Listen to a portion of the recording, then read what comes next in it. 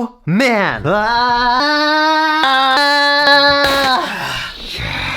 Do you guys know that equation that's like the number of synthesizers you need is the number of synthesizers you have plus 1? Well, the math checks out.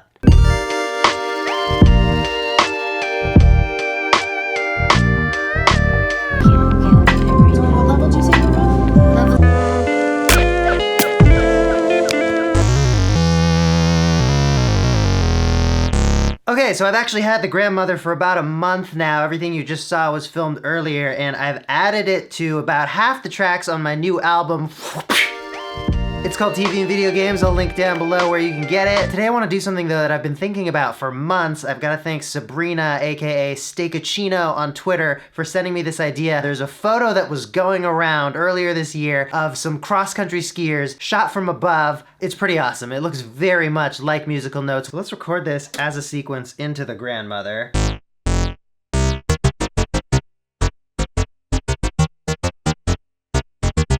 So now if I hold down any key, the sequence will play back, although if I want to hear it at the original pitch that I entered it in, I have to hold down the first note of the sequence.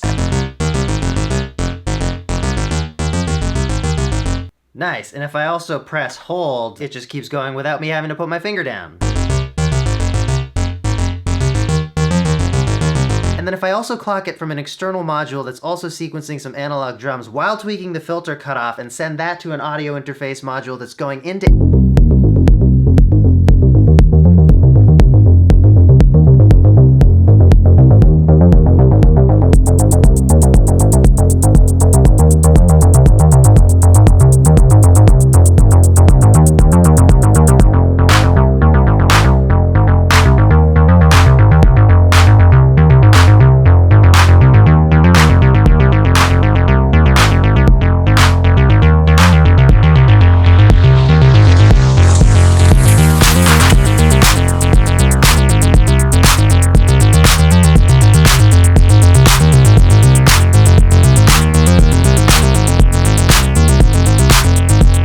So for all my music theory nerds out there, that is a 35 beat loop on the synth, and it's playing over this 4/4 drum beat, so it takes this many repeats before it all syncs up again. The only artist making polymetric analog techno tracks to promote a new album of like lo-fi-ish hip-hop beats. TV and Video Games out now, I'll link it. The grandmother is all over it. It's literally all over it. I put the grandmother on the cover art that I commissioned. Should we do like a super fast, quick, speedy review of the grandmother? Moog have made a really affordable Moog synthesizer. You get that beautiful low end, classic filter sound, super nice build quality as they always do. This thing is hefty. One thing that everybody's flipping out over is the spring reverb they put in. That's a real spring reverb. There is a spring inside there that is reverberating. Thanks for explaining how spring reverb works, Andrew. I want to highlight two of my favorite features. The first is the sequencer that I was using. It's super easy to just enter notes. One cool thing about it though is that there's this direction function. You can play it back in order. You can do sort of a forward backward pendulum, or you can do random. And I really like random for sort of generative material where I can enter in a whole bunch of notes, and the notes that I enter in more often will appear more often in my randomized sequence. So for example, let's play 2 octaves of a C minor scale. And let's add a couple of rests, and let's add more C's and more E flats and more D's.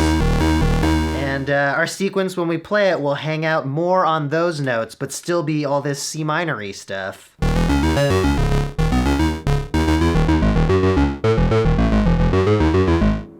Let's patch up the sample and hold to change our filter cutoff. A bit more spring reverb.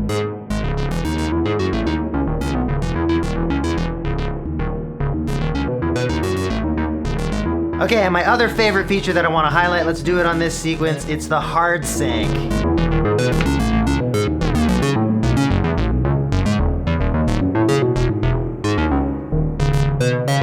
I just love how that sounds.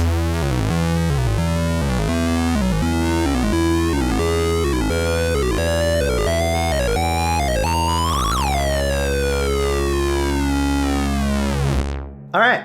thanks for watching. See you next time. Oh, have you heard that I have a new album out?